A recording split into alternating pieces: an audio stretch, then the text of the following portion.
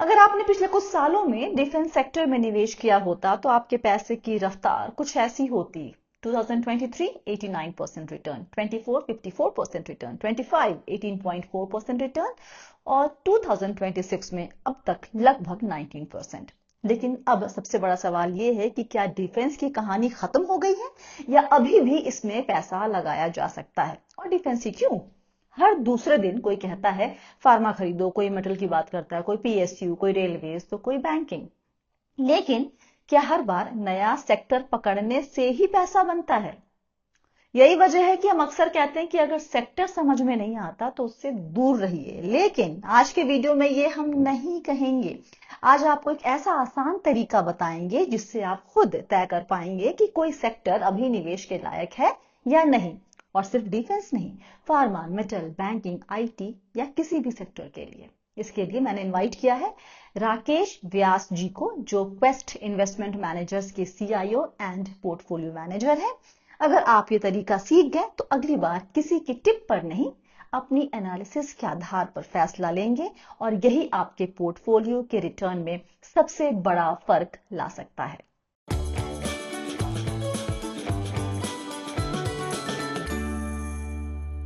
और हमारे साथ है Rakesh Vyas, CIO and portfolio manager, Quest investment managers. Thank you so much for taking out time, Rakesh. So thank you so much for having me on this show. Pleasure to be here.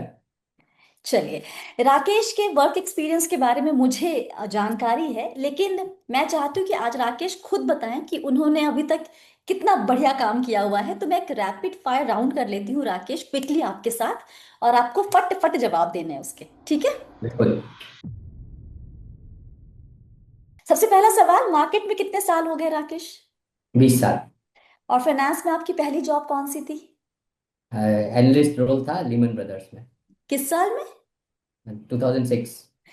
पहला stock कौन सा खरीदा था आपने? Actually stock तो अभी तक मैंने एनएससी। ओके। कौन सा सेक्टर आप, हालांकि बहुत सारे सेक्टर को फॉलो करते होंगे, लेकिन कौन सा सेक्टर आपके हिसाब से आप सबसे बेहतर समझते हैं? इंफ्रास्ट्रक्चर। ओके। अब तक के करियर में रफली कितनी कंपनी मैनेजमेंट मीटिंग्स आपने की होंगी? मैंने करीब 150 कंपनियां बहुत एक्सटेंसिवली कवर की है। मेरे ख्याल से मैं अब तक 450 कंपनी से आराम से मिल चुका हूँगा मैनेजमेंट्स को। हम्म। और एचडीएफसी इंफ्रास्ट्रक्चर फंड की जिम्मेदारी आपने किस महीने में और किस साल में संभाली थी?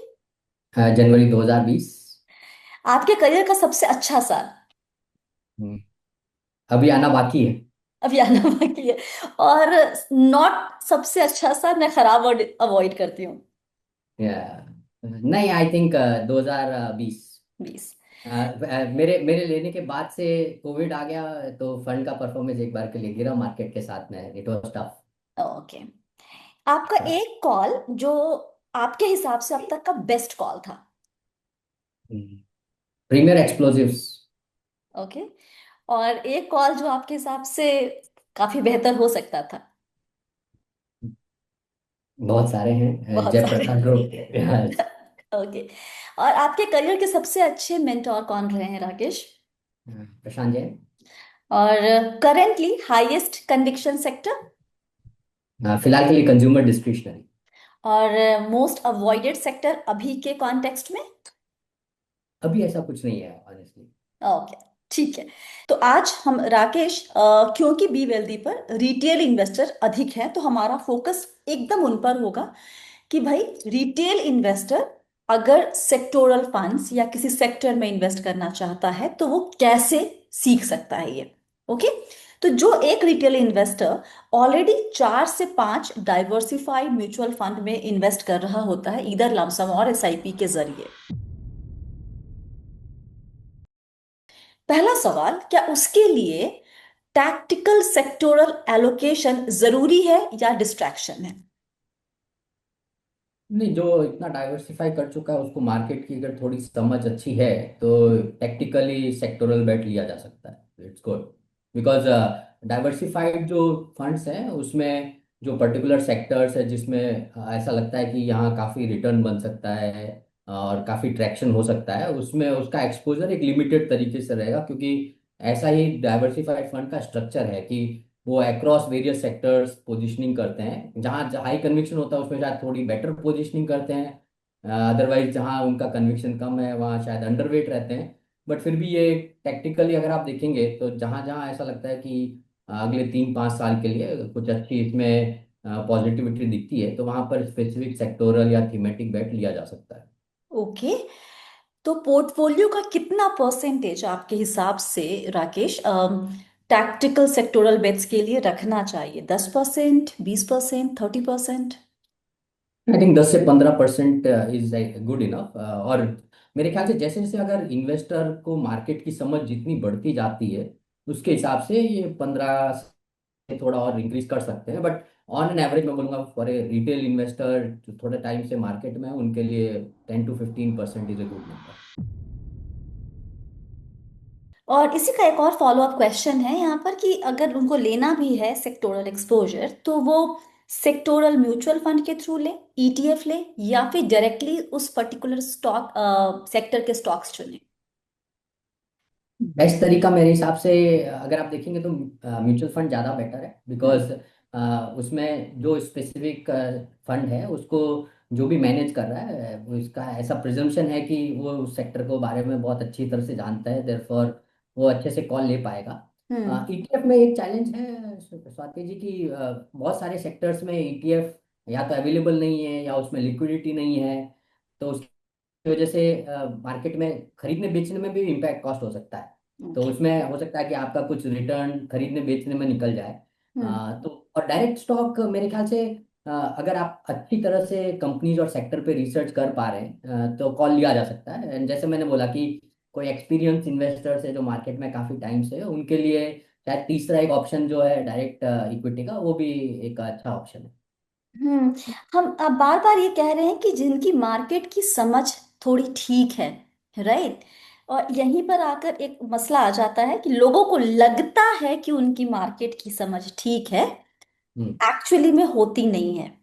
तो आपके हिसाब से एक मार्केट की समझ रखने वाला इन्वेस्टर कैसा होता है? उसका थॉट प्रोसेस कैसा होता है? उसका मोडस ऑपरेंडी कैसा होता है? मेरे हिसाब से देखिए बहुत इंपॉर्टेंट है कि आप जो भी फंड में या जो कंपनीज में इन्वेस्ट कर रहे हैं उसके बारे में आपको कितनी जानकारी है, उसके बिजनेस के बारे में कितनी जानकारी है, वो बिजनेस का क्या की ड्राइवर है, ग्रोथ का क्या ड्राइवर है, उसके बारे में आपकी समझ कैसी है। आई थिंक ये तो बहुत प्राइमरी हाइजीन फैक्टर है मेरे हिसाब से। But more importantly bull market जब होता है, जब सब लोग पैसा बनाते हैं स्वाति जी, तो सबको लगता है कि उनको कंपनी मार्केट सब समझ में आती है। मेरे ख्याल से मतलब वाइडली नोन है कि जो टेस्ट है वो एक्चुअली थोड़ा टफ मार्केट में होता है। फॉर एग्जांपल लास्ट के 2 साल अगर आप देखेंगे तो पोस्ट कोविड हमने बहुत तेजी देखी, उसके बाद लास्ट के 2 साल हमने कंसोलिडेशन देखा है।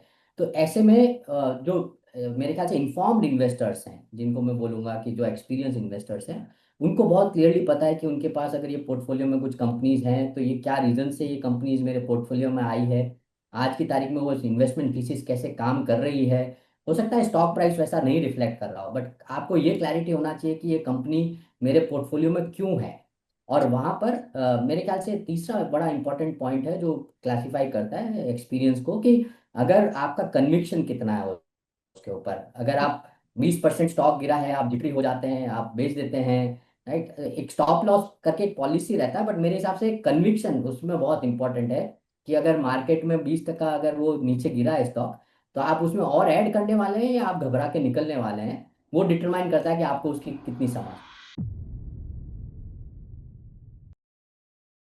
आप जब आइडेंटिफाई करते हैं कि कौन सा सेक्टर नेक्स्ट 2 या 3 साल में अच्छा करेगा, तो सबसे पहले आप क्या देखते हैं? और उसको इतना आसान कर दीजिए जवाब को ताकि मुझे भी समझ में आ जाए। नहीं बिल्कुल, हम भी वही आसानी से समझने की कोशिश करते हैं स्वाति जी। जी। तो देखिए प्राइमरीली अगर मैं बोलूँगा तो ये सारी चीज़ें जो सेक्टर आइडेंटिफिकेशन है ये हम्म। एक्चुअली थोड़ा मतलब माइक्रो लेवल से शुरू होके और नीचे आता है। हम्म। कहने का मतलब ये है कि आपको पहले बड़े बड़े मैक्रो ट्रेंड देखने पड़ते हैं। जैसे मैं आपको बताता हूँ, 2019 के बाद से अगर आप देखेंगे जब ये एनडीए गवर्नमेंट थी, तो हम्म। उन्होंने केपेक्स के ऊपर अपना एलोकेशन जो है वो हम्म। बहुत तेजी से बढ़ाना शुरू किया था। हम्म। 2019 के बजट में गवर्नमेंट का जो केपेक्स एलोकेशन था वो करीब 3.5 लाख करोड़ था। ओके। जो कि अल्टीमेटली 2024 तक जाते जाते 9.5 लाख करोड़ हुआ। तो हर साल जैसे आप ये बता रहा हूँ कि बजट में ये एलोकेशन बढ़ रहा है, तो आपको ये क्लियर है कि सरकार का इंटेंट है कि इंफ्रा के ऊपर बड़ा हमको खर्चा करना है। हम्म। तो ये प्राइमरी मैक्रो ट्रेंड है। जैसे अगर आप दूसरी तरफ देखेंगे तो एआई का ट्रेंड आया है, क्या अगर रिसेंटली मैं बात करूं, और रीजन जो हमारा कंज्यूमर डिस्क्रिशनरी स्पेस में पॉजिटिव बायस है, हम्म। अगेन अगर आप देखेंगे तो ये वाला बजट नहीं, इससे पिछले वाले बजट के अंदर सरकार ने सबसे पहले फोकस किया कि जो मिडिल क्लास और अपर मिडिल क्लास के लोग हैं उनका टैक्स बचाया जाए। तो उन्होंने जो टैक्स स्लैब्स है वो चेंज किए, उससे करीब करीब 1 लाख रुपए सालाना टैक्स में बचत होने लगी। तो इससे क्या होता है, आप एक फीडबैक ले सकते हैं कि अगर किसी के हाथ में 1 लाख रुपया ज्यादा बच रहा है तो वो हम्म। क्या चीज करेगा, या तो कुछ पार्ट सेव करेगा, कुछ पार्ट खर्च करेगा। और खर्च कहाँ करेगा, जो डिस्क्रिशनरी स्पेंडिंग है, जो उसको पैसे मिलने पे खर्च करने के लिए रहता है, या एस्पिरेशनल स्पेंडिंग है, हम्म। मुझे ये चीज करना था बट मेरे पास कॉर्पस कम था तो नहीं कर पाया। तो ये हम्म। सारी जो हम बोलते हैं डिस्क्रिशनरी स्पेंडिंग, उसके अंदर खर्चा ज्यादा जाएगा। तो मेरे हिसाब से इस तरह के जो ट्रेंड हैं जो हम्म। इनिशियली हम्म। हमको कैप्चर करने जरूरी है, हम्म। टू आइडेंटिफाई कि ये सेक्टर के अंदर बड़ा ट्रैक्शन होने वाला है। क्योंकि इसमें जितना नया पैसा आएगा, हम्म। आइदर नया कैपिटल आएगा कंपनीज की तरफ से, या कंज्यूमर की तरफ से नया खर्चा शुरू होगा इसमें, तो हम्म। ग्रोथ दिखती है। और जहाँ ग्रोथ होती है स्वाति जी, वहीं पे इंक्रीमेंटली अर्निंग्स आती है, और उसकी वजह से फिर मार्केट उसको रिवॉर्ड करता है। क्योंकि जहां अर्निंग्स की विजिबिलिटी ज्यादा होती है, ग्रोथ की विजिबिलिटी ज्यादा होती है, वहां मार्केट थोड़ा ज्यादा पैसा देने को तैयार है। क्योंकि शेयर प्राइस जो है, ये हमारी जो फ्यूचर में जितनी अर्निंग्स आने वाली है उसको आज डिस्काउंट करने का एक तरीका है कि आज ये शेयर प्राइस कैसे मिलती है। जी। जी। तो ये आपने कहा कि मैक्रो ट्रेंड को देखना जरूरी होता है, और मैक्रो ट्रेंड को देखने के लिए, पकड़ने के लिए एक रिटेल को क्या पढ़ना या ध्यान देना चाहिए, कहाँ पर ध्यान देना है? नहीं बिल्कुल, तो मेरे ख्याल से देखिए दो तीन चीजें। एक तो आज की तारीख में इंफॉर्मेशन तो बहुत सारी जगह अवेलेबल है, राइट। हम्म। तो थोड़ा filtered information, I think newspaper reading, business channels के जो शोज है, आपके जैसे शोज हैं, इससे क्या है कि थोड़ी सी मेरे हिसाब से एजुकेशन बढ़ती है इन्वेस्टर की कि क्या चीज चल रही है इफेक्टिवली। और एक बार अगर आपको एक फीडबैक मिला है कि ये मैक्रो ट्रेंड एक तरह से रियलाइज हो रहा है, तो उसमें थोड़ा डीप डाइव करना पड़ता है। आपको थोड़ा सा खुद से मेहनत करनी पड़ती है कि ये एक्चुअल में हो रहा है कि नहीं। क्योंकि आप देखेंगे, जैसे मैं आपको बजट की बात बता रहा हूँ, जी। दो बातें बताई मैंने। इंफ्रा में बजट का केपेक्स 2019 से 24 बढ़ा, पर अगर आप 2024 का बजट देखेंगे, FY25 का बजट देखेंगे, तो उसके अंदर सरकार ने ये टैक्स रेट कम किया था। तो हम्म। इस तरह के जो अगेन मेजर इवेंट्स हैं, उसका एक अच्छे से एनालिसिस करके एक फीडबैक लिया जा सकता है। सिमिलरली अगर आप कंपनीज जो कर रही हैं, उनके काफी मैनेजमेंट के इंटरव्यूज आते हैं, उनको अगर आप पढ़ेंगे तो आपको समझ में आ जाएगा कि ये सेक्टर के जो बड़ी बड़ी कंपनीज है उनकी क्या विचारधारा है हम्म। कंपनी में ग्रोथ को लेकर, उनके आउटलुक को लेकर। तो उससे एक थोड़ा सा मैक्रो आपको अंदाजा मिलेगा कि इसमें हमको और कितना डीप डाइव करना है। तो मेरे ख्याल से जैसे मैंने बोला, मतलब मैनेजमेंट इंटरव्यू, नॉर्मल जो हमारा न्यूज़पेपर रीडिंग है, आपके जैसे शोज हैं, टीवी चैनल्स है, बिजनेस चैनल्स हैं, इन पे अगर थोड़ा सा ध्यान देंगे तो आसानी से मिलेगा। और मेरे ख्याल से एक लास्ट अच्छी चीज है, हम्म। वो है ऑब्जर्वेशन। आई थिंक कई बार ऐसा होता है कि आप सिर्फ देखते हैं तो आपको लगता है कि यार ये चीज ऐसे हो रही है। फॉर एग्जांपल, आप जूडियो का स्टोर ग्रोथ देखें, या आप न्यू टू व्हीलर सेल्स देखें, या नया एक ब्रांड आ रहा है जिसकी सेल्स आप आसपास देख रहे हैं, तो वो एक ट्रेंड दिखाता है कि आप इस पे थोड़ा और काम कर सकते हैं। ये स्पेसिफिक कंपनी स्पेसिफिक भी हो सकता है, ये मैक्रो स्पेसिफिक भी हो सकता है। हम्म। हम्म। तो बेसिकली किसी भी सेक्टर के बारे में जानने के लिए, ट्रेंड क्या है उसके लिए आपको थोड़ी नजर तो रखनी पड़ेगी। सिर्फ सुन के कि कोई कह रहा है कि ये सेक्टर काम करेगा, या फिर बहुत एकाएक उसके बारे में बात हो रही, क्योंकि नॉइज बहुत हो जाता है राकेश, राइट? और या नॉइज को फिर कट करके उसके अंदर घुस के पकड़ना कि सही क्या है, वो तभी होगा जब आप थोड़ा एक्सटेंसिव रीडिंग और लिसनिंग दोनों ही करेंगे बेसिकली। आपका जो मेन कोर एरिया है, cement, infra, real estate, metals, hmm. वो आपने बहुत लंबे वक्त से आप उसको फॉलो कर रहे हैं। इन पर्टिकुलर सेक्टर्स में राकेश, कुछ इंडिकेटर्स होते हैं जो आपको बता देते हैं कि अब cycle is finally turning. Sure. हाँ बिल्कुल, मतलब आप ऐसे देखिए, ये सारे सेक्टर्स जो हैं, ये जी। सारे सेक्टर्स ओल्ड इकोनॉमी सेक्टर्स कहे जाते हैं। क्योंकि ओके। ये सारे सेक्टर्स में जो ग्रोथ है वो लार्जली डिपेंडेंट होती है कि ओवरऑल हमारे जीडीपी में किस तरह से खर्चा बढ़ रहा है और किस तरह का खर्चा बढ़ रहा है। तो हम्म। जैसे मैंने आपको बताया कि अगर इंफ्रास्ट्रक्चर पे खर्चा बढ़ रहा है, अगर रियल एस्टेट में नए लोग नए मकान खरीद रहे हैं, नए मकान बना रहे हैं, तो आप देखेंगे जैसे जैसे इंफ्रा का खर्चा, नए मकान का खर्चा, इससे सीमेंट की खपत, स्टील की खपत, ये सारी चीजें बढ़ेंगी। तो हम्म। ये डिमांड ड्राइवर हैं हमारे सेक्टर्स ये सारे। हम्म। तो आइडेंटिफाई की इनमें कहाँ कहाँ कहाँ से डिमांड आ सकती है। तो हम्म। आप देखिए सीमेंट के अंदर हम ब्रॉडली तीन कैटेगरीज बोलते हैं। पहला कैटेगरी है हाउसिंग डिमांड। हम्म। वो हाउसिंग डिमांड आप अगर देखेंगे तो इफेक्टिवली रेजिडेंशियल हाउसिंग और कमर्शियल हाउसिंग में डिवाइड कर दीजिए। जी। रेजिडेंशियल हाउसिंग में आप मेट्रो सिटीज में जाएंगे तो अपार्टमेंट है, बड़े बड़े बिल्डर हैं। बट हम्म। एक बड़ा पार्ट जो है डिमांड का, स्वाति जी, वो आता है जो इंडिविजुअल घर बनाता है जी। उसका उसका हम्म। कहीं डेटा इतना नहीं मिलता है। तो जी। उस डेटा को आपको ट्रैक करना है। तो हम्म। उसका दूसरा एक सरोगेट या प्रॉक्सी बोलते हैं, वो है हाउसिंग लोन। क्योंकि इंडिया के अंदर जितने भी मकान बनते हैं उसमें ऐसा माना जाता है कि कम से कम 70-80% जो मकान है वो लोन लेके बनाए जा रहे हैं किसी ना किसी तरह से। तो वो एक डिमांड इंडिकेटर मिलता है कि अगर किसी का हाउसिंग लोन बढ़ रहे हैं मतलब हाउसिंग डिमांड बढ़ रही है। तो ये सारे सेक्टर्स जो हैं इनमें जो लीड इंडिकेटर हम मैं बोलूं तो ये सारी चीजें, जैसे इंफ्रा का जो केपेक्स का जो गवर्नमेंट का प्लान है, उससे हम्म। क्लियरली हमको लगता है कि यहाँ खर्चा बढ़ने वाला है इन सेक्टर्स में। जैसे रेल, रोड, पोर्ट, इन एयरपोर्ट, इन सब में खर्चा बढ़ेगा तो इस सीमेंट की डिमांड बढ़ेगी, स्टील की डिमांड बढ़ेगी, ये बहुत क्लियरली नजर आता है।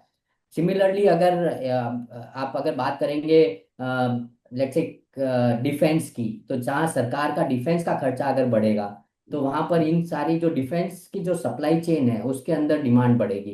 तो इस तरह से मेन ड्राइवर्स जो है वो हम आसानी से सेग्रीगेट कर सकते हैं, बट थोड़ा सा उसके लिए आपको मेहनत करनी पड़ेगी तो आइडेंटिफाई की इसके मेन मेन डिमांड के कहाँ कहाँ से पुल ड्राइवर्स हैं। हम्म। क्योंकि आपने डिफेंस की बात की है और इसलिए मैं यहाँ पर उसको ले ही ले रही हूँ भी अपनी बातचीत में। डिफेंस सेक्टर का, एनएससी डिफेंस, बढ़िया रिटर्न बीते कुछ सालों में देखने को मिल गया है। अब जाके थोड़ा सा वो जो ग्रोथ अभी भी है, लेकिन वो ग्रोथ अब थोड़ा स्लो होती हुई दिख रही है। What's your take on that sector, Rakesh? 5 साल में हमने जितनी जियोपॉलिटिकल टेंशन देखी है जी। वो उसके पहले के 10 साल में हमने नहीं देखी थी। हम्म। तो आज की तारीख में एनवायरनमेंट जो है, ग्लोबल एनवायरनमेंट, ये जियोपॉलिटिक्स को लेकर बड़ा अनसर्टेन हो गया है। या। इससे होता क्या है कि अचानक से सब लोगों को जरूरत लगने लगती है कि अपना डिफेंस बजट जो है वो बढ़ाया जाए, क्योंकि माइक्रो एनवायरनमेंट उस तरह से बिगड़ रहा है। फॉर एग्जांपल जैसे हमारा भी अगर आप देखेंगे तो इंडिया पाकिस्तान स्क्रिमिश जो हुआ था ज्यादा दिन नहीं चला, अच्छी बात है। बट फिर भी इससे ऐसा लगता है कि इंक्रीमेंटली हर देश को रियलाइज होने लगा है कि डिफेंस पे खर्चा बढ़ाना पड़ेगा। तो हम्म। ऑफकोर्स मैक्रो ड्राइवर है जहां पर हर कोई कोशिश कर रहा है। इंडिया के केस में एक जो अच्छी बात थी स्वाति जी वो ये भी थी कि सरकार की एक इच्छा थी कि इसमें बहुत सारी चीजें जो हम इंपोर्ट करते हैं इसको सब्स्टिट्यूट किया जाए डोमेस्टिक मैन्युफैक्चरिंग से। हम्म। डिफेंस सेक्टर के अंदर अगर आप देखेंगे ग्लोबली बहुत कम कंपनीज हैं जिनका बहुत मतलब मेरे हिसाब से डोमिनेंस है, उनकी प्राइसिंग भी ज़्यादा है। सेम मटेरियल अगर हम इंडिया में टेक्नोलॉजी के साथ डेवलप कर पाए तो सस्ता बना सकते हैं। तो ये हम्म। सारी चीजें थी जिसमें सरकार की इंटेंशन थी कि हम लिमिटेड जो हमारा डिफेंस बजट है हम्म। उसके अंदर हम कितना ज्यादा से ज्यादा बेनिफिट उठा पाए। तो इसके लिए लोकलाइजेशन का एक बड़ा ड्राइव गवर्नमेंट ने चलाया था। हम्म। उसका बड़ा बेनिफिट हमको दिखा है क्योंकि सरकार जब जब इस तरह का एक मैक्रो इंडिकेटर मिलता है कि सरकार की इच्छा है कि इंडिया में ये इकोसिस्टम बनाया जाए, तो हम्म। इसमें इन्वेस्टमेंट आते हैं, इसमें डिमांड आती है। हम्म। और उसकी वजह से डिफेंस जो शेयर्स थे उनमें काफी हमने रनअप भी देखा आप काफी टाइम तक देखेंगे तो ये शेयर्स कहीं नहीं जा रहे थे। आज से अगर आप 10 साल पहले की कहानी देखें जी। तो मगर मगर जिस तरह से डिमांड और जिस तरह से विजिबिलिटी बढ़ा है उस तरह से शेयर प्राइसेस बढ़े हैं। Of hmm. कोर्स यहाँ पर अभी मुझे ऐसा लगता है कि इंक्रीमेंटली अभी भी इंडिया के अंदर बहुत सारी जो डिफेंस कंपनी जो लिस्टेड स्पेस में है हम्म। उनका मेजर ड्राइवर इंडिया का गवर्नमेंट का डिफेंस केपेक्स ही है। हम्म। बट बहुत सारी अभी ऐसी ऐसी छोटे देश भी हैं जिनको लगता है कि इंडिया एक बेहतर अल्टरनेटिव बन सकता है हम्म। चीपर कॉस्ट पे सेम टेक्नोलॉजी प्रोवाइड करने के लिए। तो हम्म। वहां पर हमारी कुछ कंपनीज जाके टाई अप कर रही है, माल बेच रही है। तो वो हम्म। एक मार्केट खुल रहा है जो हम्म। अभी तक इंडियन कंपनीज के लिए नहीं था, बट फिर भी नियर टर्म में अगर आप देखेंगे अगले 3-5 साल तक, तो मेन ड्राइवर तो सरकार का केपेक्स ही है। और हम्म। सरकार का केपेक्स मुझे मुझे ऐसा लगता है कि जिस हिसाब से एनवायरनमेंट है उस हिसाब से बढ़ने वाला है। ओके, तो आप अभी कह रहे हैं कि अगर अभी भी कोई चाहे इस सेक्टर में या फिर इस सेक्टर पे बेस्ड फंड में डालना पैसा अपने टैक्टिकल एलोकेशन के लिए, स्कोप यहाँ पर अभी भी है हमारे पास कुछ 1-2 सालों के लिए, एटलीस्ट जब तक कि माहौल थोड़ा शांत ना हो जाए। नहीं बिल्कुल, पर इसमें एक डिफरेंशिएशन है स्वाति जी। देखिए जी। इस पूरी चीज में हम्म। मैं थोड़ा सा डिफरेंशिएट करता हूँ, लेट्स से बिजनेस या सेक्टर ग्रोथ को और हम्म। स्टॉक को। इनमें जी। थोड़ा सा डिफरेंस है। हम्म। यहाँ पर कुछ ऐसे स्टॉक्स हो जाते हैं जहाँ पर फ्यूचर की बहुत सारी अर्निंग आज ऑलरेडी डिस्काउंट कर चुके हैं और यहाँ पर रिटर्न बनना शायद मुश्किल होगा। उसमें से ऐसे कुछ स्टॉक्स हो सकते हैं, but hmm. Sector as a general देखा जाए तो वहां पर ग्रोथ विजिबिलिटी बहुत अच्छी है। तो हम्म। सेक्टोरल साइड पे मेरे को लगता है कि अभी भी अगले 5-10 साल के लिए अगर देखा जाए तो स्टडी ग्रोथ इसमें स्पेंडिंग में दिखेगा। और मेरे ख्याल से जैसे मैं आपको बता रहा था कि इंडिया के बियॉन्ड भी 3-5 साल बाद में एक्सपोर्ट एज ए मार्केट कुछ कंपनीज के लिए बन सकता है। ओके। यहाँ अपॉर्चुनिटी बहुत अच्छी है, बट वेदर ये स्टॉक्स में रिफ्लेक्ट हो रहा है या स्टॉक्स इससे ज्यादा डिस्काउंट करके बैठा है, महंगा स्टॉक है, हम्म। वो थोड़ा और काम करना पड़ेगा before deciding. Taking the call, right. Rakesh, आप आईटी सेक्टर पर ऑलमोस्ट 2 साल से अंडरवेट हैं, राइट? ओके। यस, बट अभी स्वाति जी हाँ। करीब 4-5 महीने पहले हमने थोड़ा सा कॉल चेंज किया था। मैं आपको थोड़ा सा बता देता हूँ। जी जरूर। 2 साल से हम इसलिए अंडरवेट थे क्योंकि आईटी सेक्टर के अंदर अगर आप देखेंगे लार्ज कंपनी जो है उनमें ग्रोथ कम थी। हम्म। और उसके कंपैरिजन में आज जो मैं बोल रहा हूँ बार बार डिस्काउंटिंग या शेयर प्राइस जो है वो थोड़ा महंगा लग रहा था। क्योंकि जो हम नॉर्मल बात करते हैं प्राइस टू अर्निंग, कि आप आज की जो अर्निंग है उसको कितना मल्टीपल दे रहे हैं आज के भाव के अंदर। ये जनरल ऐसे ही सेंस बनाने के लिए कि अगर आज का अर्निंग 20 साल तक के लिए कमाऊंगा तो आज का जो भाव है वो बनता है, तो 20p बोलते हैं उसको। हम्म। उस कॉन्टेक्स्ट में अगर ग्रोथ नहीं है और आप ज्यादा पैसा दे रहे हैं तो शायद रिटर्न नहीं बनेगा। हम्म। हमारा ऐसा कॉल था। हम्म। बट कुछ ऐसी मिड और स्मॉल साइज कंपनीज है जहाँ ग्रोथ बहुत अच्छी थी, बट उसमें भी वैल्यूएशन का एक रिस्क था क्योंकि ऑलरेडी बहुत सारी ग्रोथ अर्निंग्स को बहुत अगले आने वाले सालों को डिस्काउंट करके बैठा था मार्केट उस शेयर प्राइस पे। तो इसके लिए हमारा थोड़ा सा नेगेटिव बायस था। हम्म। ये जनवरी फरवरी में ये जो बड़ा डी रेटिंग हुआ था आईटी सर्विसेज कंपनीज में एआई के ट्रेंड को लेकर, जी। वहां पर हमको लगा कि बहुत सारी ऐसी कंपनीज है जहां ग्रोथ अभी भी इंटैक्ट है पर मल्टीपल्स बहुत करेक्ट हो चुके हैं, तो ये अट्रैक्टिव हो चुका है। तो फॉर एग्जांपल, ये रिकमेंडेशन नहीं, मैं सिर्फ आपको हाईलाइट कर रहा हूँ एज ए श्योर। एग्जांपल, कि हमने कोफोर्ड जैसी कंपनी में इन्वेस्टमेंट किया जहां हम्म। पर स्टॉक ऑलमोस्ट आधा हो गया और उसमें अभी भी अर्निंग ग्रोथ में कोई बड़ा चेंज नहीं था। मैनेजमेंट भी कॉन्फिडेंट था, हमारा जितना भी चैनल चेक था हम्म। उससे ऐसा लग रहा था 15-20% का ग्रोथ जो है वो आराम से देख सकते हैं इस कंपनी के अंदर। हम्म। तो बेस्ड ऑन अच्छे अर्निंग आउटलुक और चीपर वैल्यूएशन हमने थोड़ा सा कॉल चेंज कर दिया। तो आज की तारीख में आईटी सर्विसेज कंपनीज में हम लोगों का exposure mid size IT companies में अच्छा खासा है। ओके। आपने कहा आईटी में अर्निंग आउटलुक और चीपर वैल्यूएशन, ये दो हम्म। चीजें आपने देखी अभी, तो आपने हम्म। अपना वहां पर थोड़ा एक्सपोजर बढ़ा लिया। रिटेल को अगर इसको फॉलो करना हो इस सेक्टर को, तो उसे किस हम्म। चीजों पे नजर रखनी होगी? प्राइमरीली कहीं पे भी जनरली मेरे हिसाब से ग्रोथ प्राइमरी ड्राइवर है स्टॉक की रिटर्न का। हम्म। अगर आप मार्केट में भी देखेंगे पिछले 10-15-20 सालों का ट्रैक रिकॉर्ड, तो जितना हमारा कॉर्पोरेट अर्निंग ग्रोथ आया है मार्केट रिटर्न भी उसी हिसाब से बना है। राइट। और मेरे ख्याल से मार्केट रिटर्न हमेशा ऐसा माना जाता है कि कॉर्पोरेट अर्निंग का स्लेव है। तो कॉर्पोरेट अर्निंग अगर आप देखेंगे लास्ट 2 साल से हमारी मार्केट में अर्निंग्स भी नहीं आया तो स्टॉक्स भी नहीं चले, मार्केट भी नहीं चला है। हम्म। तो अर्निंग्स डिटर्मिनेशन जो है वो बहुत की है उसके लिए। अगर आप जैसे आईटी सेक्टर की बात करेंगे तो उसमें प्राइमरी ड्राइवर है कि उनको कितने नए ऑर्डर मिल रहे हैं। राइट। अगर अगर आज की तारीख में मैं $1 बिलियन का सेल्स कर रहा हूँ पर मुझे नए ऑर्डर $1.5 बिलियन के मिले हैं, तो इससे ऐसा क्लैरिटी होता है कि कम से कम कुछ ग्रोथ आएगा इस बिजनेस के अंदर। हम्म। सवाल ये पूछने की बात है कि ये $1.5 बिलियन का जो ऑर्डर है ये कितने टाइम में एग्जीक्यूट करना है। अगर मान लो वो 1 साल में एग्जीक्यूट करना है तो 50% ग्रोथ दिखती है हमको। हम्म। अगर वो 1.5 साल में करना है तो फ्लैटिश ग्रोथ दिखती है। तो ऑर्डर इनफ्लो जो है वो हम्म। एक प्राइमरी ड्राइवर होता है। दूसरा, आईटी सेक्टर चूंकि एक एक्सपोर्ट ओरिएंटेड सेक्टर है स्वाति जी, हम्म। यूएसडी आईएनआर या इंडियन करेंसी का जो इम्पैक्ट है वो भी उसमें मीनिंगफुल है। यूएसडी और आईएनआर का जो मूवमेंट है उससे काफी फर्क पड़ता है, क्योंकि अगर आप $1 बिलियन पहले 80 रुपए के कन्वर्जन में थे तो आप 8,000 करोड़ रेवेन्यू कर रहे थे, वो 95 हो गया तो 9,500 करोड़ का रेवेन्यू है। बट अगर आप कॉस्ट देखेंगे तो कॉस्ट ज्यादातर सब एम्प्लॉय कॉस्ट है, उसमें से मेजर पोर्शन इंडिया में है, जहाँ पर सैलरी कॉस्ट रुपए में है। तो हो सकता है कि ये जिस तरह से अगर यूएसडी आईएनआर या करेंसीज के अगेंस्ट रुपए का जो मूवमेंट होता है जी। उससे कंपनीज को फायदा भी हो सकता है, उनके मार्जिन को फायदा हो सकता है। तो ये एक दूसरा ड्राइवर है कि अगर रुपया अगर कमजोर हो रहा है तो उससे हो सकता है कि कुछ जो एक्सपोर्ट ओरिएंटेड कंपनीज हैं इनको या तो वो कॉम्पिटिटिव ज्यादा हो जाएंगी दूसरी कंपनीज के कंपैरिजन में, या उनको कुछ मार्जिन में बेनिफिट मिलेगा जो कि एक अर्निंग ग्रोथ का ड्राइवर है। तो इस तरह से अगर हम सेग्रीगेट करना शुरू करें कि नया ऑर्डर फ्लो कितना है, रुपए डॉलर कैसे मूव कर रहा है, और मेरे ख्याल से तीसरा तीसरा इंपॉर्टेंट आउटलुक है कि वो कंपनी जो है वो नई टेक्नोलॉजी में कितना इन्वेस्ट कर रही है, क्योंकि अगर आप जैसे आईटी सेक्टर की बात करें तो इसमें टेक्नोलॉजी काफी टाइम तक बदलती रहती है। हम्म। तो आपका जो मैन पावर है, जो स्किल्ड मैन पावर है, वो उन नई टेक्नोलॉजी को अडॉप्ट करके कस्टमर को सर्विस देने के लिए रेडी है या नहीं है, ये एक तीसरा और इम्पोर्टेंट ड्राइवर है जो देखना चाहिए मेरे हिसाब से। इंटरेस्टिंग। तो ये बताएं कि हमने आईटी के बारे में डिटेल में बात किया, लेकिन इन जनरल कोई ऐसी अर्ली वार्निंग साइंस आपको समझ में आ जाती है कि अच्छा ये सेक्टर अब पीक कर गया है, अब इसके बाद यहाँ से इसका डाउनफॉल शुरू हो जाएगा?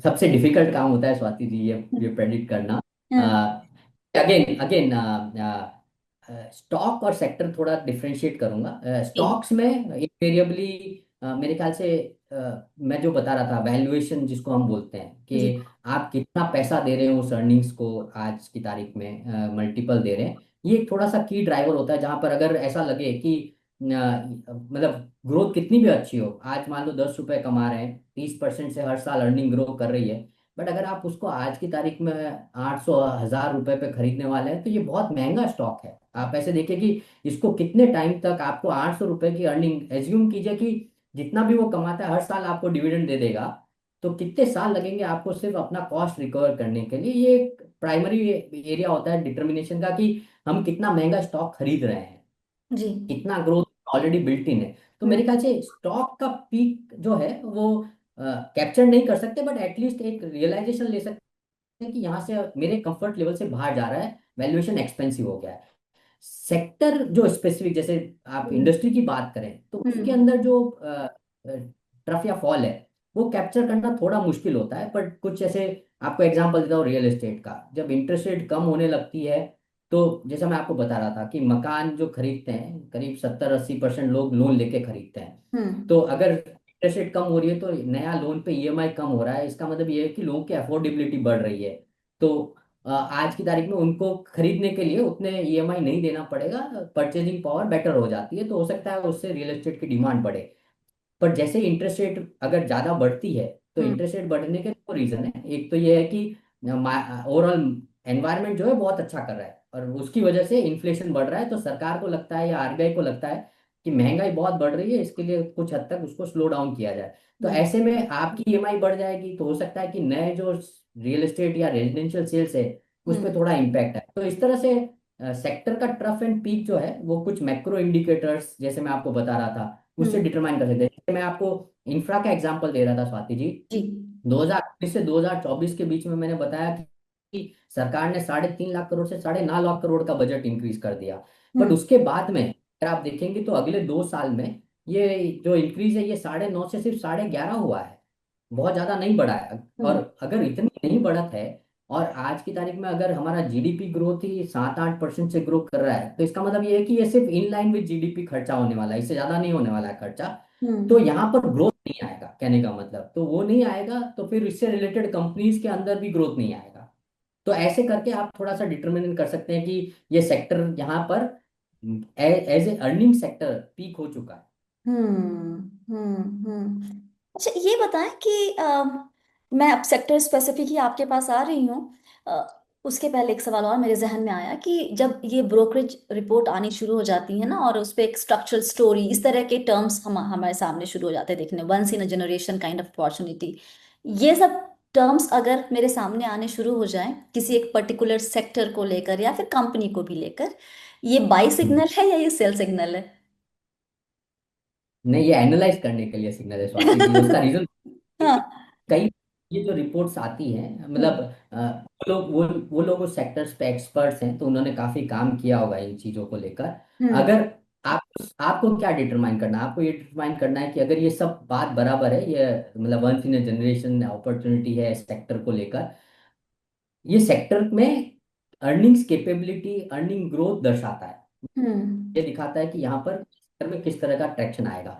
आपको ये डिसाइड करना है कि उस सेक्टर की वो जो कंपनी है, वो आप जो खरीदने वाले हैं, वो ऑलरेडी कितना उस चीज को डिस्काउंट कर चुकी है। हम्म। अगर अगर जैसे मैं आपको बता रहा था कि ग्रोथ बहुत अच्छी है, पर आज 10 रुपए अर्निंग कर रहा है स्टॉक, और यहाँ पर कितनी भी ग्रोथ आए पर मेरे को 800 रुपये में खरीदने को मिल रहा है, तो मैं 80 साल की अर्निंग जो है आज की अर्निंग के हिसाब से डिस्काउंट कर रहा हूँ।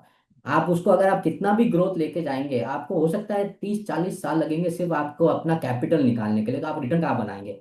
तो ऐसा अगर हम एनालाइज करना शुरू करेंगे तो थोड़ा एक आइडिया लगेगा कि ये बाई सिग्नल है या सेल सिग्नल है। बट बहुत सारे केसेस में टू बी ऑनेस्ट, मतलब ये सारे लोग एक्सपर्ट्स हैं, तो ये जब हम्म। इस तरह से काम करते हैं तो ये एक्चुअली एक अच्छा जरिया है उस इंफॉर्मेशन को कैप्चर करने के लिए। बट हम्म। उसके बियॉन्ड आप जाके एनालाइज करना पड़ेगा कि सेक्टर में इन्वेस्टमेंट अपॉर्चुनिटी है या नहीं। मेटल्स पे क्या राय है आपकी? क्योंकि रन तो इसका बहुत 2020 से एटलीस्ट इंडेक्स निफ्टी मेटल हमेशा पॉजिटिव में दिखा है। या लेकिन कंपेयर टू लास्ट ईयर अभी तक, अभी तो हालांकि 6-7 महीने हुए हैं, लेकिन 11% है। लास्ट ईयर 29.3% का रिटर्न था। लगता है कि इसमें और अभी है, बचा हुआ है जूस इस और मेटल को बेसिकली अगर इस सेक्टर की मूवमेंट किन किन वजहों से तय होती है?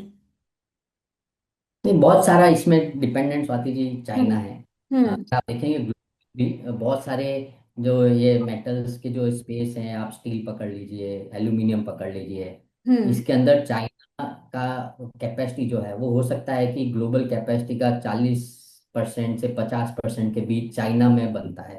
ओके। और चाइना में जो उस सेक्टर को लेकर डिमांड है, वो हम्म। डिटरमाइन करती है कि चाइना में उस सेक्टर के बाद डिमांड कंप्लीट करने के बाद में वो एक्सपोर्ट करेगा या नहीं करेगा। और हम्म। एक्सपोर्ट मार्केट है वो नॉर्मली बहुत छोटा मार्केट है। अगर चाइना में डिमांड कम हो रही है स्वाति जी, तो हो सकता है कि चाइनीज गवर्नमेंट डिसाइड करे कि इस मटेरियल जो एक्सेस प्रोड्यूस कर रहे हैं हम इसको एक्सपोर्ट करेंगे।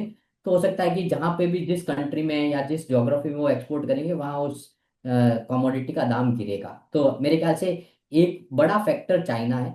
हम्म। बट उसके अलावा अगर आप देखेंगे डोमेस्टिक सेक्टर्स, तो बहुत सारी जगह पे पिछले कुछ सालों में थोड़ा हम्म। एक प्रोटेक्शनिज्म आया है। जो पहले ग्लोबलाइजेशन होता था कि अ, पूरे ग्लोबल मार्केट सब खुले हैं, बहुत आसानी से व्यापार हो जाता है। चाइना को एक बड़ा बेनिफिट मिला उसका, क्योंकि China became the factory of the world. बहुत सारी चीजें चाइना में बननी शुरू हुई, इकोनॉमीज ऑफ स्केल आया, सस्ती बनाना शुरू किया, right. But right. I think पिछले कुछ टाइम से वापस एक डी ग्लोबलाइजेशन या लोकलाइजेशन का एक ड्राइव शुरू हुआ है इस कंट्रीज के अंदर। जैसे मैं हम्म। आपको बता रहा था, डिफेंस के अंदर सरकार भी चाहती थी कि हमको मेड इन इंडिया बनाना है। हम्म। सिमिलरली अगर आप देखेंगे, एक प्राइम एग्जांपल है, इंडिया में इतना रिन्यूएबल कैपेसिटी ऐड हो रहा है, प्राइमरली बहुत सोलर कैपेसिटी ऐड हो रहा है। ग्लोबली चाइना सबसे लार्जेस्ट प्रोड्यूसर है सोलर सेल्स का। तो राइट। सरकार को रियलाइज हुआ कि अगर हमको इंडिया के अंदर इतना बड़ा केपेक्स करना है सोलर में, तो हम हम्म। चाइना पे कितना डिपेंडेंट होंगे, बहुत तकलीफ हो जाएगी। तो हम्म। उसलिए सरकार एक पॉलिसी लेके आई कि यहाँ पर आप इंडिया में मैन्युफैक्चरिंग शुरू कीजिए, हम आपको इंसेंटिव देंगे। हम्म। तो इस तरह मेरे ख्याल से ये जो मेटल स्पेस है, इसमें चाइना एक बड़ा फैक्टर है। बट बियॉन्ड दैट जो लोकल डिमांड है, ये हम्म। एक दूसरा बड़ा फैक्टर। और तीसरा बड़ा फैक्टर इसमें आता है सरकार की मंशा क्या है इसमें। हम्म। सरकार को अगर उस इंडस्ट्री को प्रोटेक्ट करना है डंपिंग से, सस्ते माल के इंपोर्ट से, तो सरकार कुछ टैरिफ बैरियर लगा देती है, जिससे कि इन कंपनीज में प्रॉफिटेबिलिटी मेंटेन रहे। क्योंकि अगर आप देखेंगे, स्टील की बात करूं अगर मैं, तो स्टील में आज की तारीख में एक ड्यूटी लगी हुई है जो अगले 2 साल तक रहेगी, हम्म। जिससे इन कंपनीज को थोड़ा फायदा मिल रहा है, क्योंकि उनका प्रोडक्ट जो है वो इंडिया में थोड़ा अच्छे दाम पे बेच पा रहे हैं, क्योंकि इंपोर्ट महंगा हो गया है। तो हम्म। उसका रीजन सरकार को चाहिए कि ये कंपनीज पैसा बनाए, और जो पैसा बना है वो नई कैपेसिटी लगाने में खर्चा करे, तो इससे हमारा सेल्फ रिलायंस बढ़ेगा। तो हाँ। ये मेटल थोड़ा सा ग्लोबल सेक्टर है स्वाति जी, मेरे हिसाब से इसमें थोड़ा अच्छा एक्सपीरियंस जरूरी है उस सेक्टर में स्पेसिफिक कॉल लेने के लिए। हम्म। चाइना के बारे में पता होना चाहिए, गवर्नमेंट पॉलिसीज के बारे में पता होना चाहिए, और की डिमांड ड्राइवर जो डोमेस्टिक मार्केट में वो क्या है उसका ज्ञान होना चाहिए। इंटरेस्टिंग। इतने सारे सेक्टर्स हैं, लेकिन सबको फॉलो करना और सबके बारे में पढ़ना लोगों को शायद पता नहीं होगा, लेकिन एक अंदाजा अगर आप दे दें कि यार ये तीन सेक्टर्स एक साथ एक डायरेक्शन में मूव करते हैं, मतलब यहाँ पर कोरिलेशन ठीक ठाक होता है, और ये सब सेक्टर्स जो हैं वो नहीं करते साथ में, ये अलग अलग डायरेक्शन में करेंगे, तो वो कौन कौन सा तीन लॉट है? जैसे कि मान लीजिए कि क्या पहले हम बोलते थे आईटी, डिफेंस या फार्मा, ये सब आपका एक बन सकता है कॉम्बिनेशन क्या? तो उस तरीके से अगर कॉम्बिनेशन क्रिएट करना हो तो कैसे क्रिएट कर सकते हैं? जैसे मैं आपको अभी हमारी बातचीत में बता रहा था, जैसे अगर आप देखेंगे इंफ्रा, सीमेंट, मेटल्स, इसको आप एक तरह से क्लब कर सकते हैं, क्योंकि ये सारे जो मेन ड्राइवर है, मैंने आपको बताया, सरकार का खर्चा है, नई कंपनीज बना रही हैं, नए घर बन रहे हैं। हम्म। दूसरा दूसरा मेरे हिसाब से बैंकिंग, और अगर आप बैंकिंग, कैपिटल मार्केट जो हम्म। है वो, और ऑटोज, इनको थोड़ा कोरिलेट कर सकते हैं। या ओके। जो भी जिस हिसाब से अगर जहाँ जहाँ लोन की जरूरत बढ़ेगी वो सेक्टर्स आप बैंकिंग के साथ कोरिलेट कर सकते हैं। Correct. Right. Export oriented sector सिर्फ करेंसी को लेकर एक प्राइमरी ड्राइवर है, कि हम्म। करेंसी का अगर मूवमेंट जिस हिसाब से होता है उससे हो सकता है कि एक्सपोर्ट के जो सेक्टर्स हैं उनको शायद थोड़ा फायदा मिले। तो अगर फार्मा रुपया उसमें आ जिस जाएगा, IT and pharma will come in that. Yes, yes, because India के अंदर बहुत सारी कंपनी जो है वो यूएस में जेनरिक फार्मा बेचती है, one of the cheapest producer है। तो और हमारा खर्चा सारा ज़्यादातर रुपी में होगा, अगर हम डॉलर में बेच के थोड़ा ज़्यादा कमाएंगे तो हो सकता है इन कंपनीज को या तो कॉम्पिटिटिवनेस बढ़ेगी या मार्जिन बढ़ेगा, तो एक फायदा मिलता है। सेम आईटी फार्मा जैसे आप बोल रही हैं, इस हम्म। तरह से ओरिएंटेड सेक्टर्स है उनको रुपी के साथ कोरिलेट करके देखा जा सकता है। ओके। बहुत लोग ये बात सुनते हैं टीवी पे कि ये सिक्लिकल अप मूव है या फिर एक स्ट्रक्चरल शिफ्ट है। ये थोड़ा सा जो हम्म। टर्म है, ये रिटेल को समझ में नहीं आता कि ये क्या बात की जा रही है। इसको जरा ब्रेक डाउन हम्म। कर देंगे, जब उस तुरंत उनको समझ में आ जाए कि क्या आखिर बात हो किस बारे में रही है। चलो, तो मेरे ख्याल से जैसे सिक्लिकल जो है हम्म। उसमें ऐसा है कि रियल एस्टेट मान लो एक डीप सिक्लिकल बोलते हैं, क्योंकि इसमें कुछ कुछ टाइम तक बहुत अच्छा एनवायरनमेंट रहता है, जब डिमांड बहुत बढ़ती है 3-5 साल हमको एक अच्छा उसमें ग्रोथ दिखती है। फिर उसके बाद में उसका रीजन क्या है स्वाति जी, समझने की बात है कि हम्म। जब जब डिमांड बढ़ती है तो इनवेरिएबली बहुत सारे नए प्रोजेक्ट्स लॉन्च होते हैं, और मेरे ख्याल से जब सप्लाई ज्यादा होने लग जाती है, डिमांड कम होने लग जाती है, तो इसके अंदर एक लंबा टाइम चलता है जहां पर वो सप्लाई को एब्जॉर्ब करने के लिए टाइम लगता है। हम्म। तो उसके बाद नया साइकिल शुरू होता है, तो इसको हम इसलिए सिक्लिकल बोलते हैं कि ये 3-4 साल अच्छा साइकिल है, फिर हो सकता है 3-4 साल थोड़ा खराब साइकिल है। हम्म। स्ट्रक्चरल फॉर एग्जांपल जैसे मैं आपको बता रहा था, डिफेंस एक स्ट्रक्चरल हो सकता है, क्योंकि यहाँ पर इनवेरिएबली ऐसा लग रहा है कि सरकार की इच्छा है कि इंक्रीमेंटली बहुत सारा जो खर्चा है वो इंडियन कंपनीज खुद डेवलप करके सरकार को प्रोवाइड करे, डिफेंस मटेरियल। और जैसे मैंने आपको बताया, हो सकता है कि बहुत सारी ऐसी कंट्रीज है जहां इंडिया एक्सपोर्ट एक कर सकता है इन सारी चीज़ों को। तो स्ट्रक्चरली अगले 3-5-10 साल के लिए वहां पर एक ट्रेंड दिख रहा है कि यहाँ पर इंक्रीमेंटली हर बार डिमांड एनवायरनमेंट अच्छा ही होने वाला है, और ये लंबे टाइम तक चलेगा। रिन्यूएबल एज ए स्पेस है जहां पर सरकार की फोकस है कि यहाँ पर नई कैपेसिटी जो है वो रिन्यूएबल में आनी चाहिए। सोलर, विंड, ये सारी कैपेसिटीज है, बैटरी एनर्जी सॉल्यूशन सिस्टम्स। तो ये सारे स्ट्रक्चरल स्टोरी ये जो अगले 3-5-7 साल तक चलेंगे। हमारे पास जैसे पावर टीएनडी एज ए स्पेस है, मैं आपको जैसे रिन्यूएबल की बात बता रहा था। तो आज की तारीख में बड़े बड़े सोलर पार्क जहाँ बनते हैं वहां से पावर को इवैक्यूएट करने के लिए नई लाइनें लगानी पड़ेंगी। तो ये तो अगले जितने टाइम तक नए सोलर पार्क लगेंगे उतने टाइम तक नई नई लाइंस लगेगी। तो ये एक स्ट्रक्चर स्टोरी है कि यहाँ पर ये केपेक्स होने ही वाला है। तो हम्म। इस तरह से डिफ्रेंशिएट कर सकते हैं कि जहाँ पर 5-7 साल की डिमांड विजिबिलिटी अच्छी दिखती है, और वहां पर मतलब हो सकता है बीच बीच में कुछ पीरियड आए जहाँ थोड़ा ऊपर नीचे हो, बट अगले कुछ सालों तक के लिए यहाँ पर इंक्रीमेंटल केपेक्स, इंक्रीमेंटल ग्रोथ अच्छी है, वो स्ट्रक्चर बोला जाएगा। ओके। जहाँ पर इंटरमीडिएटली अभी डिमांड अच्छी है फिर गिर सकती है, क्योंकि डिमांड सप्लाई का एक बहुत बड़ा फैक्टर रहता है जो साइकिल को डिटरमाइन करता है। ओके। All right. खत्म करने के पहले क्विकली दो सवाल और, अभी किन सेक्टर्स पे फोकस रिटेल को करना चाहिए, और मैं इसलिए नहीं बोल रही कि इन्वेस्टमेंट के लिहाज से, जहां पर उसको हम्म। आपको जहां ग्रोथ दिख रही है और वो और उसके बारे में पढ़ के अपना एक इन्फॉर्म डिसीजन ले सकता है। नहीं, जैसे मेरे ख्याल से कंज्यूमर डिस्क्रिशनरी मुझे लगता है अभी भी बहुत अच्छा है। उसके हम्म। अंदर आप ऑटो पकड़ लीजिए, उसके अंदर आप एक्चुअली कन्वीनियंस भी पकड़ सकते हैं। जैसे मैं आपको बता रहा हूँ, मैं आपको बोल रहा था ऑब्जर्व कीजिए, अगर आपको ऐसा लग रहा है कि लोग फूड डिलीवरी बहुत ज़्यादा ऑर्डर कर रहे हैं, तो आपको एक ट्रेंड दिखता है कि यहाँ पर ये एक मेगा ट्रेंड है जहाँ पर लोगों का ऑर्डरिंग बढ़ गया है, तो ये कंपनीज है जिस पे फोकस किया जा सकता है। हम्म। मेरे ख्याल से अगर आप नॉर्मल ऑब्जर्वेशन भी करेंगे तो कोविड के बाद से अगर टूर मेरे ख्याल से ट्रैवल टूरिज्म ये सब बहुत बड़ा है। या। लोगों को एक हिसाब से ऐसा लगा है कि एक्सपीरियंस लेने हैं। और आप देखेंगे, अगर आप सिंपल ऑब्जर्वेशन है, अगर आप देखेंगे कि आप वो जो होटल्स हैं वो पहले क्या रेट पे बुक करते थे और आज की तारीख में वो होटल क्या रेट पे बुक कर रहे हैं, तो उससे क्लियरली डिटरमाइन करते हैं कि यहाँ डिमांड कितनी बढ़ी हुई है, अगर प्राइसेस बहुत बढ़ गई है तो हम्म। मेरे ख्याल से ये जो sectors है जहाँ पर स्वाति जी, एक ट्रेंड ऐसा है कि जैसे जैसे देश में लोगों के पास पैसा बढ़ता है, पर कैपिटा बढ़ता है, हम्म। वैसे वैसे ये सारे जो एक्सपीरियंसेस हैं, प्रीमियम हैं, इन सब पे खर्चा बढ़ता है। और क्योंकि सब सब सबसे पहले बुनियादी जरूरतें पूरी करते हैं जितना भी पैसा होता है उससे, उसके बाद की जो इंक्रीमेंटल पैसा है वो या तो सेविंग में डालते हैं या एक्सपीरियंसेस में डालते हैं या प्रीमियम करते जाते हैं खुद के सारे कंजम्पशन को।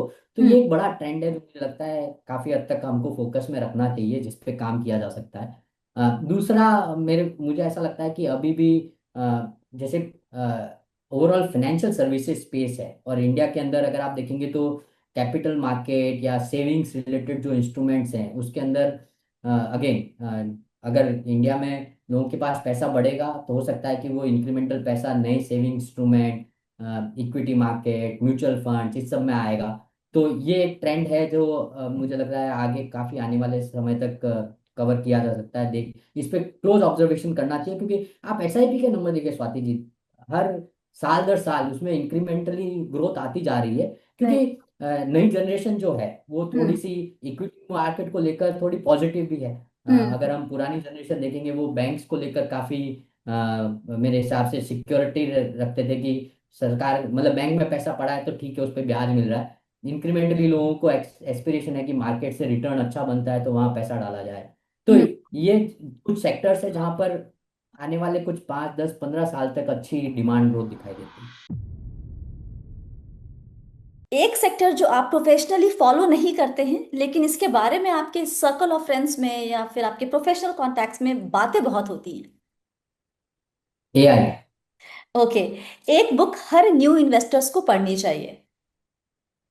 नहीं, one upon wall street by Peter lynch बहुत अच्छी किताब है, जिससे आपको बहुत बेसिक तरीके से किस तरह से स्टॉक मार्केट, स्टॉक्स को देखा जाए, उसके ऊपर अच्छा ज्ञान मिले। ओके। वीकेंड में स्क्रीन ऑफ या ऑन? ऑन ही रहता है। घर में इक्विटी ज्यादा या एफडी ज्यादा है? इक्विटी।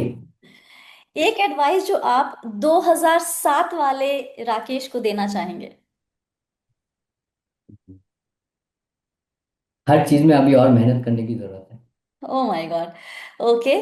और तीन बिगेस्ट मिस्टेक जो आप रिटेल इन्वेस्टर को सेक्टर इन्वेस्टिंग में करते हुए देखे हैं और कहते हैं कि भैया इससे दूर रहो, ये मत करना कभी। हम्म। अ, अगर समझ नहीं है फिर भी सुनने सुनाए पे इन्वेस्ट करना, मेरे हम्म। हिसाब से। दूसरा, जस्ट बिकॉज सेक्टर फ्लेवर में है, कोई भी दाम पे खरीदना बहुत मेरे हिसाब से पेनफुल रहता है। हम्म। और मेरे हिसाब से अगर अगर आपको खुद की अंडरस्टैंडिंग नहीं है तो बेस्ट तरीका है कि आप जो एक्सपर्ट है उनको पैसा दीजिए, ये ज़्यादा एडवाइजेबल है। Okay. Thank you so much Rakesh. मतलब जेन्युइनली आपने इतने आसान तरीके से समझाया है कि आई एम श्योर जो भी ये वीडियो देखेगा ना उसे उसके लिए कुछ ना कुछ टेक अवे जरूर होगा और वो एक इन्फॉर्म डिसीजन ले पाएगा अगर वो सेक्टोरल फंड्स या सेक्टोरल बेट्स लेना चाहता है अपने पोर्टफोलियो में। तो thank you so much for your time. Thank you so much Swati ji, thank you.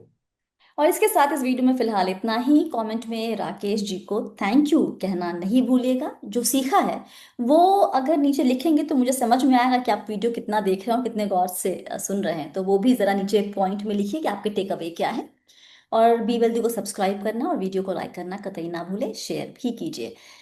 याद रखिए, आप है मेरे यानी स्वाति के साथ, और हम सब है बहुत ही सावधानी और समझदारी के साथ अमीर बनने के सफर पर। वक्त देने के लिए बहुत बहुत शुक्रिया। Stay blessed, healthy and be wealthy.